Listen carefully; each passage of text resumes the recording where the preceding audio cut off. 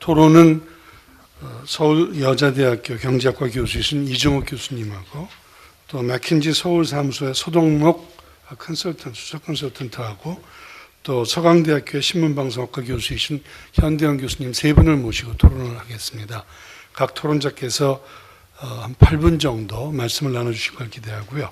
여러분들 말씀을 듣다 보니까 1부에서 배경의 효과 이런 말씀을 들었고 2부에서 확산 전략을 말씀을 나눈다 했는데 이 세 분 발표 내용이 어찌 보면 다 다른 것 같으면서도 굳이 저희가 하나의 맥을 찾자면은 이게 융복합이라든지 기업 간의 경쟁에서 기업군의 경쟁이라든지 생태계라든지 또 흔히 얘기하는 에코시스템이라든지 또 정부의 역할이라든지 그래서 세 분 발표가 나름대로 우리 신 박사님께서 주신 말씀은 산업 간의 융복합에 대한 말씀을 주셨고 동반성장위원회에서 오신 우리 정 본부장님께서는 아무래도 대기업 중심의 동반성장 전략 결국은 대기업이 플랫폼을 만들어가면서 어떤 그 동반성장을 해나가는 그래서 에코시스템을 형성하는 그런 전략을 말씀을 주신 것 같고요.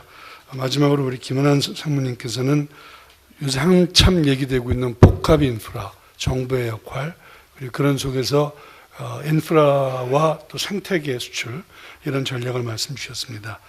제가 더 말씀 길게 드리기보다는 이제 토론자 세 분을 모시고 토론을 듣도록 하겠습니다. 이종욱 교수님 말씀 주시죠. 저에게 주어진 건 아마 대중소 상생협력 관련된 이야기를 하시라고 초대한 것 같습니다. 제가 그쪽에 좀 초점을 둬서 이야기 드리겠습니다. 주어진 시간이 7분 정도 되니까. 사실 그 경제학자 입장에서는 창조경제와 먼저 창조와 경제가 합했다 생각해서 결국 창조되는 것은 부가가치를 크게 하는데 있지 않겠나 이런 생각합니다. 그런데 이제 이게 이 창조경제라는 것은 기본적으로 보면 경제학의 가장 존재 이유 가운데 하나인데 아마 창조경제를 통해서 더 많은 부가가치를 창출할 필요가 있다고 생각하는 것 같습니다. 좀 넘겨볼까요? 제가 오늘 슬라이드를 통해서 여러분들에게 기업 간 거래에서 무슨 이야기를 하려고 하느냐 하는 부분에서 좀 더 구체적으로 이야기하려고 그러는데요. 여기 보면 그동안에 이제 그 대중소 상생협력 경우에는 2005년부터 이제 제가 이런 걸 쭉 연구하고 있는데 지금 보면 2005년도에 노무현 대통령 때 시작하는 그 상생협력 자체가 정부 주도라 그러는데 사실은 그때는 정부가 한 게 하나도 없습니다. 정부는 상마 줬지 상생협력법 만들고 해놓고 없고 사실은 MB 정부도 알았을 때 여기 와서 이제 동반성장이라든지 공정거래 협약 이런 걸 등등을 사실은 민간 주도라고 하지만 정부가 뒤에서 상당한 부분의 평가 수단을 이제 가지고 있는 상태인데요. 제가 여기서 한번 먼저 말씀드리고 싶은 것은 이 상생경영이라고 하는 거는 사실 동반성장하고 이야기할 때 좀 분리를 해야 될 게 기업들이 동반성장하면 상당히 혼동스러워하는 것이 동반성장 결과인데 무엇을 투입하면 동반성장이 되느냐 하는 이 부분에서 우리 정영태 동반성장위원회 사무총장께서 좀 더 고민을 하셔야 될 것 같습니다. 상생경영을 할 때는 이게 상생협력 자체가 투입 요소고 그 다음에 성과 요소로서 동반성장이 나올 수도 있고 안 나올 수도 있다. 그렇기 때문에 처음부터 상생협력할 때 정말 파트너를 잘 택해야 된다. 파트너를 잘 택해서 최소한 2년, 3년, 5년 같이 하다 보면 정말 성과를 낼 수 있는 이런 식의 이제 생각을 할 수 있는데 정말 우리가 조금 이따가 그 그림을 보여주고요. 제 그림이 제가 오늘 이야기하려고 하는 가장 큰 핵심인데 그동안에 이 상생협력을 하다 보면 한국이 상생협력을 하기에 적절한 국가인가 하는 부분에 대해서 전혀 논의를 하지 않는 것 같습니다.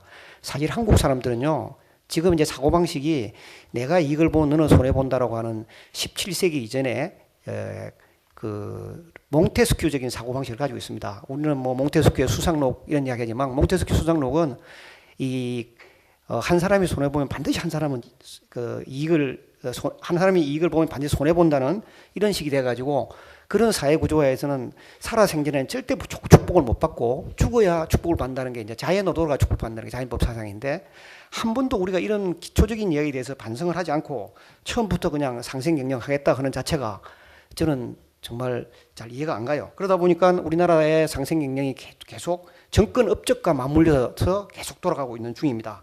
이게 이제 MB 정부로부터 시작했다가 이제 이 근해 정부로 넘어오게 되는데 MB 정부에서는 정말 어떤 성과가 있었냐면 참여 정부에서는 삼성전자나 이런 큰 기업들이 안 와도 큰 제재할 방법이 없었어요.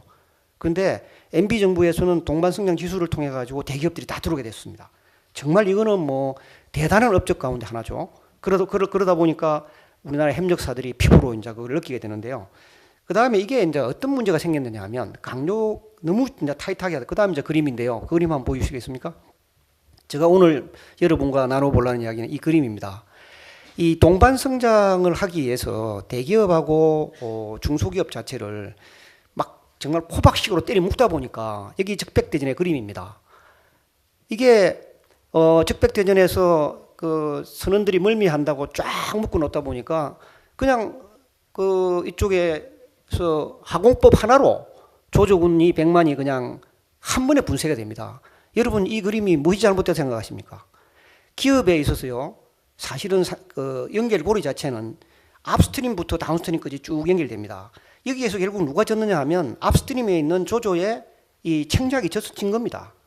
사실 우리나라에서도 아까 메가 프로젝트 이야기했는데 메가 프로젝트를 예를 한번 들어보면 원전을 하게 되면 원전에 있어서의 기본적인 엔지니어링 설계 자체를 과연 우리가 몇 퍼센트를 가지고 있느냐 한번 예를 한번 더 들어보면 저는 뭐 퍼센트 50% 안 내려고 생각하는데 우리가 아까 LNG선을 우리 김연한 박사가 얘기했는데 LNG선 같은 경우는 부가가치가 상당히 낮아요. 지금 현재는 그건 저가 부품이에요. 그 다음에 이 VLCC 같은 경우는 우리나라에서 만들면 손해봅니다. 우리나라가 요즘 현재 이익 보는 거는 FPSO라고 하는 해양 설비거든요. 해양 설비 같은 경우에 부가가치 사설을 쭉 보면 사실 50%는 프랑스에서 오는 거예요. 그건 우리나라 엔지니어링 할 수가 없어요. 지금 현재 창조경제에서 가장 큰 이슈는 뭐냐 하면 그 앞스트림에 있는 엔지니어링 자체는 우리가 지금 못합니다. 이거 하려고 그러면요.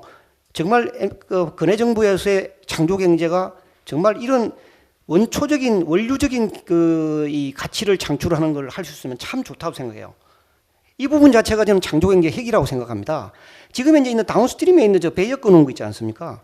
저기에서는 부가가치가 얼마 창출 안 됩니다. 저기는 솔직히 기본적으로 나눠 먹을 게 얼마 없어요. 이 부분 자체가. 그래서 우리가 동반성장 자체를 만약에 다운스트림에 있어서의 제조 부분에서 만약 동반성장의 미래를 찾는다면 정말 한국 경제는 미래가 별로 없다. 저는 창조경제 자체라는 게 어디로 가야 되느냐. 앞스트림에 고부가가치가 나는 부분. 아까 보면 우리가 이 적백대전을 할 때 어떻게 플래닝을 할 것이냐.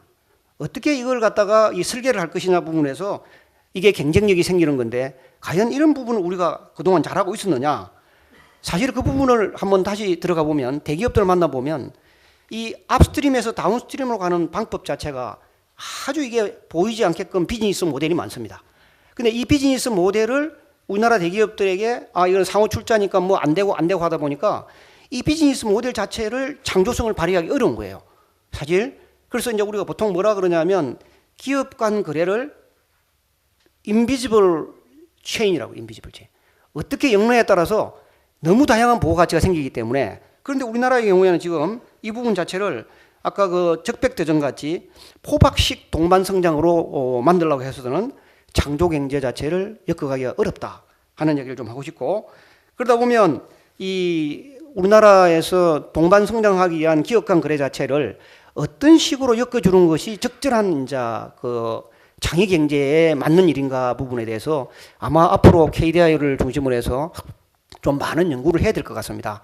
이게 제가 볼 때는 이 동반 성장 자체도 경제가 불황이 온다거나 이럴 때 어떤 컨틴전시 플랜을 만들어야만이 이 동반 성장이 제대로 이루어질 것인지에 대해서 정말 고민을 좀 해야 되는데 지금 우리는 이제 창조 경제 하면서도 역시 자꾸 결과 성과 위주로 가고 있다는 것 자체가 그러다 보니까 우리에게 무엇이 부족한가 앞스트림에서의 경쟁력에 대한 문제는 정말 논의하지 않는 것 같아요. 다음에 아마 보니까 우리 공학 하시는 분들이 좀 솔직하게 이야기해서 그런 부분에서의 창조 경제가 활성화됐으면 좋겠습니다. 예.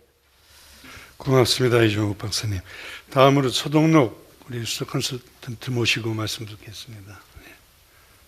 네, 맥킨지의 서동록입니다. 앞서서 그 발표를 좋은 말씀을 너무 많이 해주시고 또 시간도 없기 때문에 저는 짧게만 코멘트하고 마무리하겠습니다.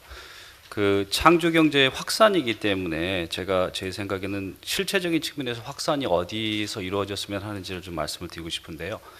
뭐 대기업이라든가 제조업은 물론 더 잘해야 되는 것도 있지만 해외 시장에서 해마다 두 자릿수의 성장을 과거 10년 동안 지속해왔기 때문에 거기서 뭐 더 잘하라고 하는 것보다는 저는 앞서 많이 뭐 발표해 주셨지만 중소기업하고 서비스 영역에서 더 비근한 더 좋은 성장이나 변화가 있어야 된다고 생각을 합니다. 그러면 그 중소기업과 서비스 쪽에서 오늘 워낙 동반 성장이라든가 또 인프라라든가 규제 완화라든가 좋은 말씀 주셨지만 지난 정부 뭐 지지난 정부에서도 사실 이쪽에서의 변화라든가 개혁 그다음에 성장을 도모하지 않았던 게 아닙니다. 그러면 이번에 창조경제 테마 하나에서 새로운 걸 한다고 치면 그러면 과거보다 뭐가 달라져야 되는지에 대한 좀 분석이 있었으면 좋겠는데요.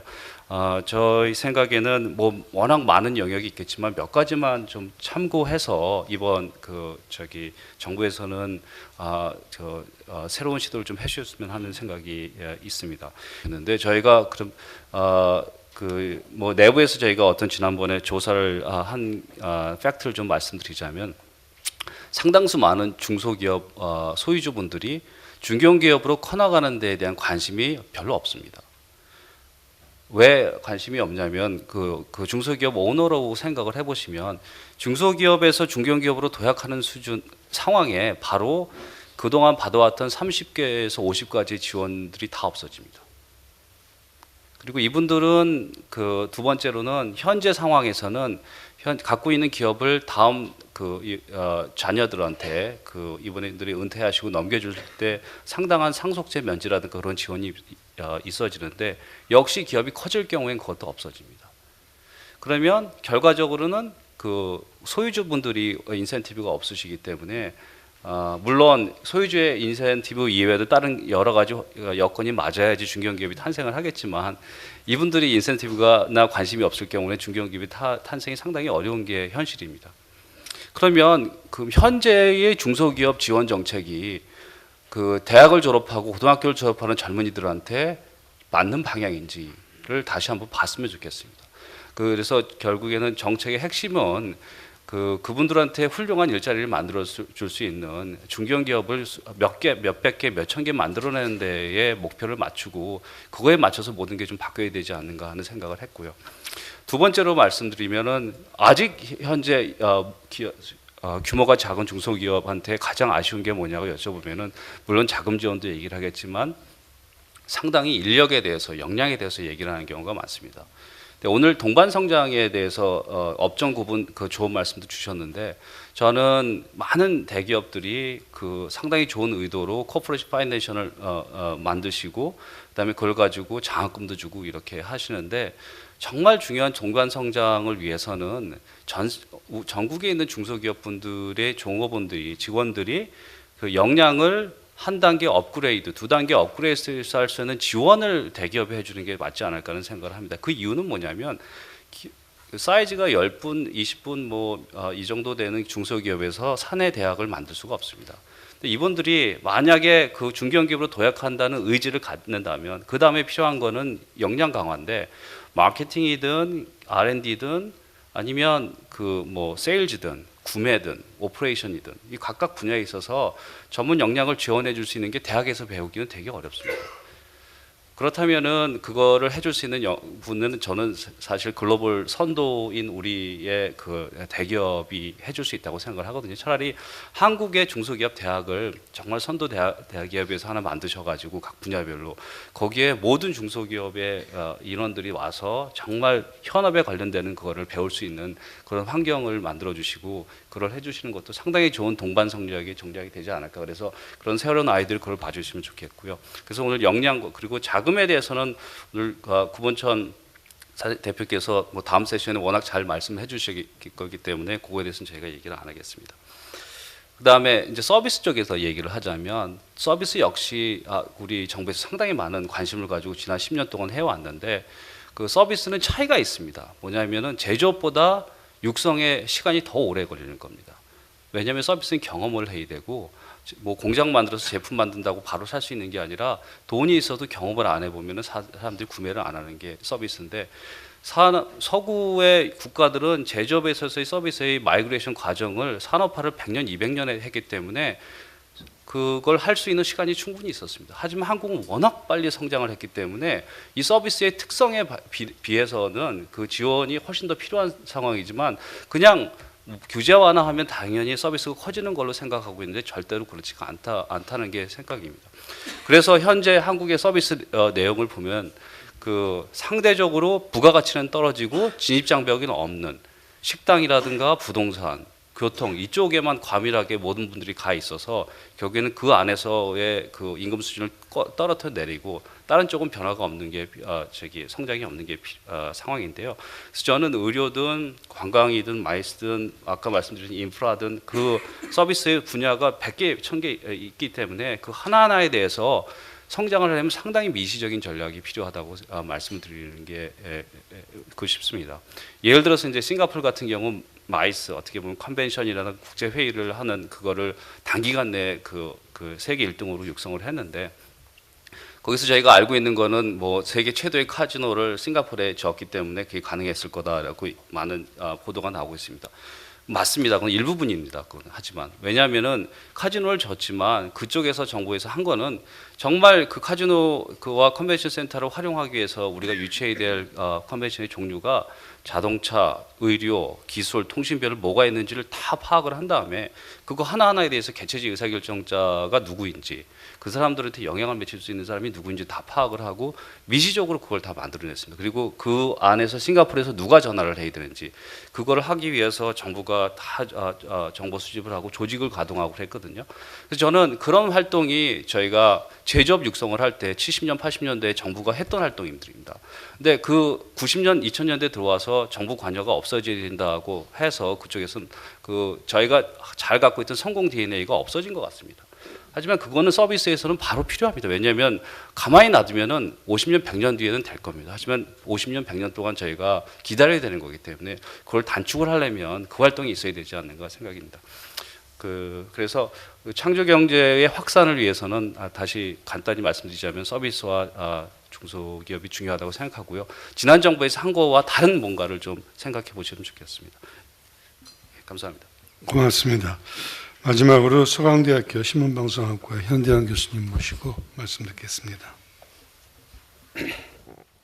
제가 그 존경하는 우리 윤창번 원장님 옆에 앉으면서 끝나는 시간이 50분이기 때문에 50분에 끝낼 수 있도록 시간 조절을 제가 하겠습니다라고 얘기했는데 벌써 50분이 됐어요. 그래서 제가 오후에 그래도 기다린 자리값은 해야 되기 때문에 정말 압축적으로 말씀드리겠습니다. 오늘 그 2차에 걸쳐서 지금 그 많은 분들이 벌써 이제 한 5분 정도가 발제를 하셨고 많은 토론이 있었는데 굉장히 중요한 얘기들이 많이 나왔어요. 그런데 한 가지 크게 미싱하는 포인트가 있기 때문에 제가 일단 그거를 지적을 하고 조금 부가 설명을 드리도록 하겠습니다. 2006년 1월에 다보스 포럼에서 디지털 환경을 구성하고 있는 3가지 요소를 규정을 했습니다. 그게 오늘 우리가 많이 얘기하는 테크놀로지 그리고 인더스트리예요. 그럼 또 하나는 뭘까요? 유저입니다. 유저. 창조경제의 출발점과 끝 지점과 똑같은 맥락에서 국민들이라는 거죠. 결국 우리가 구현하고자 하는 창조경제라는 것은 어떻게 기업하기 좋은 환경을 만들 거냐, 거기서 얼마나 양질의 일자리를 만들어낼 거냐라는 것이고요. 지금까지 정부가 해왔던 기업 중심의 사고, 정부 주도의 사고에서 소위 버럼업, 유저들의 중심에 두는 사고, 구글이 규정한 소위 C 제너레이션들, 소셜 네트워킹하기 좋아하고 음식이 나오면은 숟가락을 들기보다는 카메라로 찍어서 자기의 SNS에 퍼날르기를 우선하고, 남들과 소통하기를 즐겨하고 나이에 상관없이 젊은 마인드를 유지하고 있는 대한민국을 우리가 어떻게 규정할 겁니까? 저는 테크놀로지 드리븐 소사이티는 대한민국이 아니라고 생각을 합니다. 대한민국의 가장 강점은 바로 여기 계신 여러분들이에요. 국민들이라고요. 가장 똑똑한 스마트 유저들이 저희는 대한민국이 최고의 경쟁력이고 이 부분을 활용을 제대로 못한다면 창조경제는 지난 정부의 벤처경제, 지난 정부의 녹색성장과 다름없을 거라고 저는 생각을 합니다. 그래서 결국 지금 시대의 이 역동적인 이 똑똑한 유저들, 이 똑똑한 국민들이 어떻게 창조경제의 주역이 될 수 있도록 우리가 새롭게 시스템을 짤 것인가에 대한 많은 고민들이 오늘 조금 빠져있는 부분이 아닌가라는 생각을 하고요. 그런 측면에서 창조경제는 사실은 우리가 지금까지 이루어왔던 이익 창출 또는 성장 주도, 이게 창조경제의 목표가 아닙니다. 창조경제는 꿈과 희망을 잃어가는 대한민국 국민들, 특히 희망을 가져라라고 얘기하기가 부끄러운 우리 20, 30대의 젊은 청년들에게 다시 희망을 되찾아주는 저는 거대한 프로젝트가 된다고 생각을 합니다. 그러기 위해서는 아이디어가 존중받아야 되겠죠. 아이디어 자체가 존중받지 않는 지금까지 기업 관행들, 동반 성장을 마치 시혜적이라고 생각하는 대기업의 문화들, 공정 경쟁 자체를 법에 의존해서 피해가기 위한 일정의 가이드라인으로 생각하는 이런 문화를 바꾸지 않으면 생태계가 뭡니까? 생태계는 기본적으로 상생입니다. 함께 성장하는 코이볼루션, 그 다음에 협력하면서 경쟁하는 코피티션, 이런 개념들, 그걸 통해서 소위 우리가 얘기하는 다양한 가치들이 창출이 되면 젊은이들이 좋아하는 일자리를 공급을 해줘야 되죠. 예. 오늘 그 김은환 상무님께서 오시면서 이게 지금 인프라가 창조경제냐? 그렇습니다. 박근혜 정부가 주도하고자 하는 8개의 창조경제 사업 영역에 마지막 8번째의 원전, 교통체계 선진화 등등 그래서 인프라 분야도 분명히 창조경제에 들어가 있습니다. 우리가 이 사회의 양질의 일자리를 만들어내는 목표는 뭡니까? 사람들에게 위안을 주자는 거예요. 희망을 주자는 겁니다. 그걸 통해서 대한민국이 새로운 희망을 보지 못하면 창조경제도 실패할 것이고 저는 대한민국도 실패할 거라고 생각을 합니다. 제가 드리고자 하는 많은 말씀은 지면에 이미 많이 소개가 됐기 때문에 여러분께서 인터넷에서 간단히 검색해서 보실 거라고 생각하고 여기서 마치겠습니다. 고맙습니다. 여러분들이 좋은 말씀을 하시다 보니까 시간이 조금 지체돼서 좌장으로서 죄송하다는 말씀을 드리고요. 그럼에도 불구하고 굳이 말씀드린다면 확산 전략이라는 게 세 분의 발표로 담겨질 정도로 쉬운 전략이 아니면 여러분들이 더 잘하실 것 같고요. 그러다 보니까 오늘 세 분 토론이 더 여러분들의 그 마음을 끌었다면 끌었다 할까, 또 기운을 북돋았다면 북돋았다 그럴 텐데 세 분 발표자, 세 분 토론자께 다시 한번 격려 박수 주시면서 이 장을 마치겠습니다.